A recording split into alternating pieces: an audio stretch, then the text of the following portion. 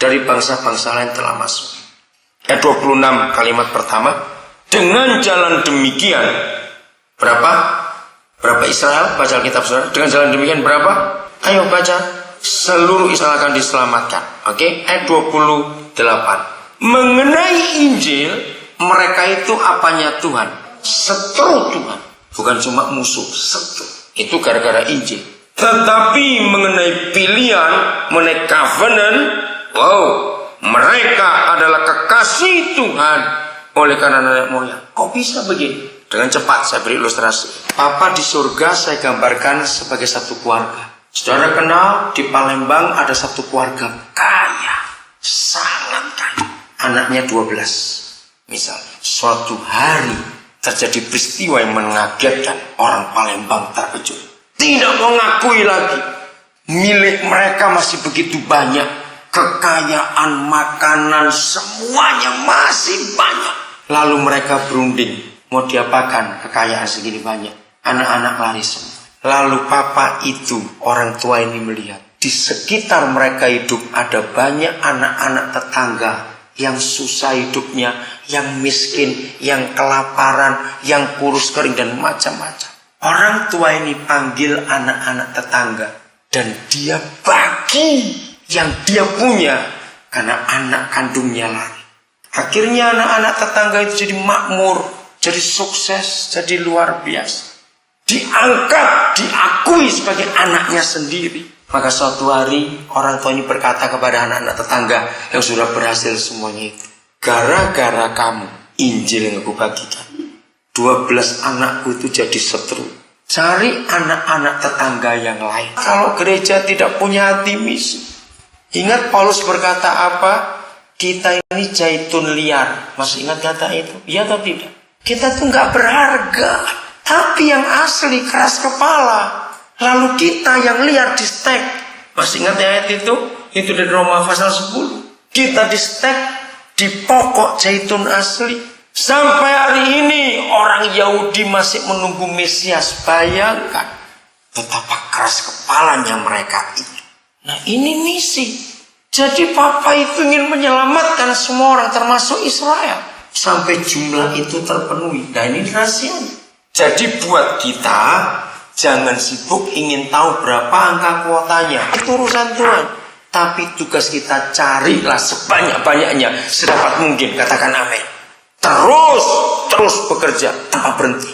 Saudara, itu hati saya gara-gara mengerti firman. Bagian lain lagi, Matius 24 ayat 14. Kenapa harus misi? Ada apa? Kata yang penting pada ayat ini adalah kata terakhir. Barulah tiba kesudahannya. Dan barulah tiba kesudahannya. Saudara, kata itu penting. Kesudahan apa? Kalau kita tidak pernah tahu yang dimaksud Tuhan Yesus apa yang harus disudahi, yang harus diakhiri, harus diselesaikan, itu apa? Kalau kita tidak pernah tahu, kita santai-santai. Karena dunia sedang konflik berat sekarang ini. Global warming. Saudara tolong baca Sriwijaya Post hari ini. Saya lupa di halaman berapa tadi saya baca. Ada ulasan bagus tentang penggunaan tisu. Anak-anak saya itu kenal, orang-orang kenal saya di mana-mana. Saya itu kalau ngajar orang pakai tisu nggak boleh banyak-banyak. Kalau ngajar orang pakai tisu satu lembar itu pakainya 8 kali. Jadi dilipat 8. Bagian itu selesai dipakai, lipat lagi sampai habis baru dibuang. Saya itu kalau lihat orang pakai tisu surat, semua saya itu marah. Cepat cari berita Sriwijaya Post hari ini. Di Indonesia kalau dipukul rata-rata maka sekian ratus kubik kayu habis. Lalu sebulan sekian ratus hektar hutan habis. Itu cuma tisunya. Itu global warming. Makin panas bumi ini. Ini konflik.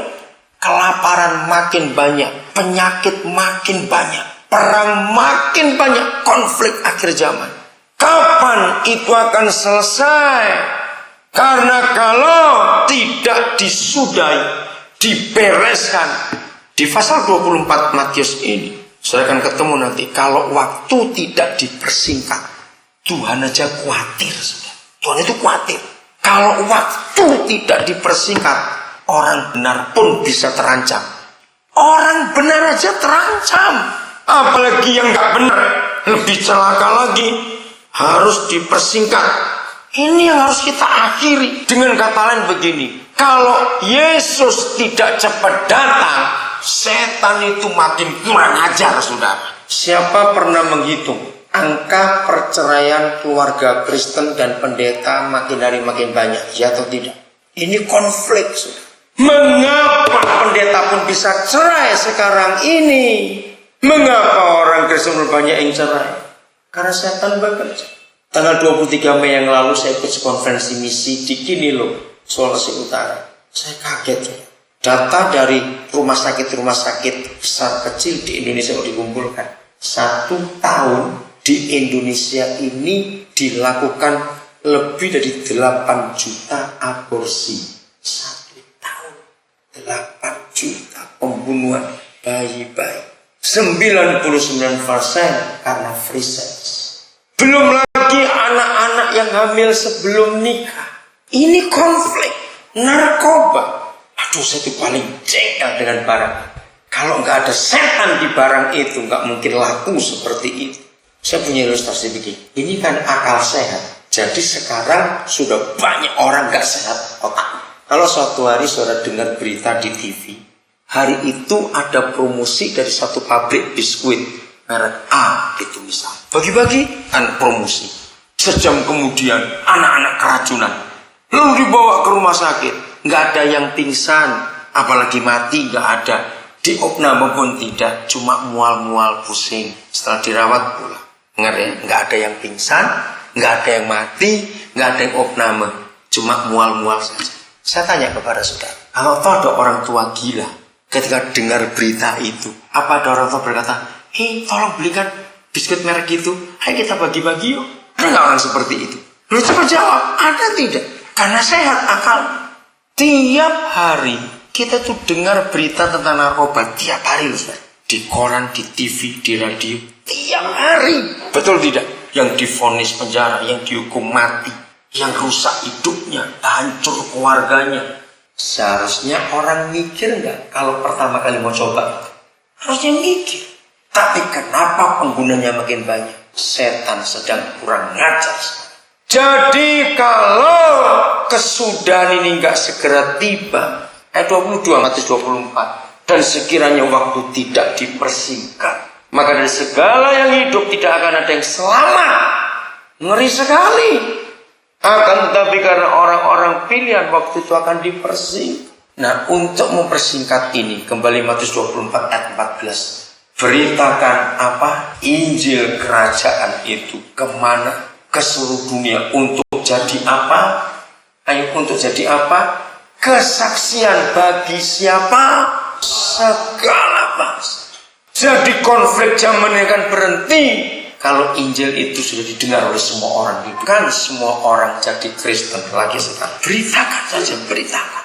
Yang punya mobil, yang punya motor, 1 minggu minta 1 hari saja jangan naik mobil, jangan naik motor, naik becak. Naik becak.